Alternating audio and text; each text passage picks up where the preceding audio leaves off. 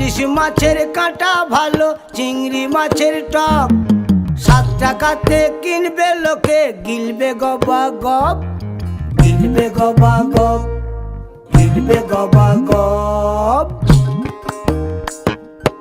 ইলিশ মাছের কাঁটা ভালো, চিংড়ি মাছের টক, 7 টাকাতে কিনবে লোকে, গিলবে গবা গপ, গিলবে গবা গপ, গিলবে গবা গপ। ও তোর কচি পোনা,